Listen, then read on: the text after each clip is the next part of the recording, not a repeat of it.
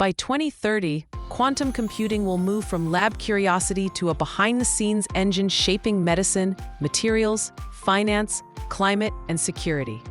This is a clear, hype-free tour of what changes first, what stays the same, and how you can prepare.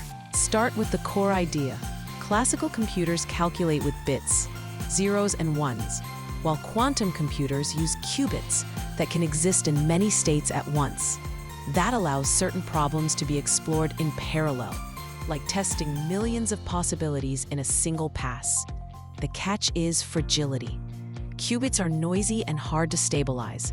So the real story of the next 5 years is not a quantum computer replaces your laptop, but specialized quantum systems quietly solve narrow, high-impact problems alongside classical cloud servers. Drug discovery is the first big shift. Instead of approximating molecular behavior, quantum simulators can model the chemistry of complex proteins and catalysts more directly. That means shorter cycles to identify promising compounds for antibiotics, antivirals, and cancer therapies, and faster screening of side effects before costly trials. Pharmaceutical pipelines won't become instant, but the years-long journey from idea to candidate can compress, saving money and lives. Materials science follows close behind. Battery makers will use quantum tools to search for new cathode chemistries with higher energy density and faster charging, while manufacturers test lightweight alloys that keep planes efficient and EVs safer. Clean ammonia and green hydrogen catalysts are likely beneficiaries, lowering costs for fertilizers and heavy industry decarbonization. Small breakthroughs here ripple across entire supply chains. Optimization is where everyday benefits start to show up without fanfare. Airlines, ports, and delivery networks will combine quantum-inspired algorithms with small quantum accelerators to route fleets, schedule crews, and reduce fuel burn. Banks will run more accurate risk scenarios, catching rare events that traditional Monte Carlo simulations miss. Insurers will price policies with better tail risk awareness. You won't see a quantum logo on your parcel, but you may notice deliveries arrive more reliably and energy bills bend downward.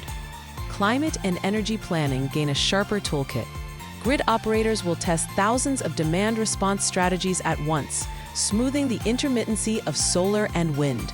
Urban planners will evaluate building retrofits and traffic patterns with optimization loops that finish in hours, not weeks. The effect is cumulative. Marginal gains in many places add up to measurable emissions cuts and cost savings. Cybersecurity changes in two directions at once. Powerful, fault-tolerant quantum machines could eventually break today's public key cryptography, but that is unlikely by 2030 at consumer scale. What will happen sooner is a broad migration to post-quantum cryptography, new algorithms designed to resist quantum attacks, rolling out in browsers, operating systems, and devices. Organizations that inventory sensitive data now and adopt quantum-safe standards early will be the least disrupted later. Artificial intelligence intersects with quantum in practical ways. Quantum-inspired methods already speed up training or improve combinatorial parts of AI workflows. Small quantum processors will begin to act as accelerators for tasks like feature selection and sampling. Expect hybrid pipelines where classical GPUs do the heavy lifting, while quantum calls solve specific bottlenecks. The result is not quantum AI magic, but steadier performance improvements in areas like forecasting, logistics, and drug design. Jobs and skills will evolve, not vanish. Demand will grow for people who translate real business problems into quantum-ready formulations. Operations researchers, data scientists with optimization backgrounds, software engineers who can call quantum APIs, and sector specialists in pharma, energy, and finance. On the hardware side, quantum engineers, cryogenic techs, and control systems experts will be in short supply. If you're upskilling, learn linear algebra, probability, and Python, then practice framing optimization tasks and reading research summaries with a skeptical, practical eye. Limits and reality checks matter. Noise and error correction remain the hardest challenges. Early-stage devices will offer advantage only for niche problems with the right structure. Many claims will be marketing. Look for peer-reviewed benchmarks, open datasets, and reproducible results. The most valuable deployments will be those that integrate cleanly with existing cloud platforms and deliver measurable cost or accuracy benefits, not headlines. How to prepare in 2025 and beyond. Audit where your work relies on chemistry, optimization, simulation, or cryptography. Start trials with quantum-inspired solvers in the cloud.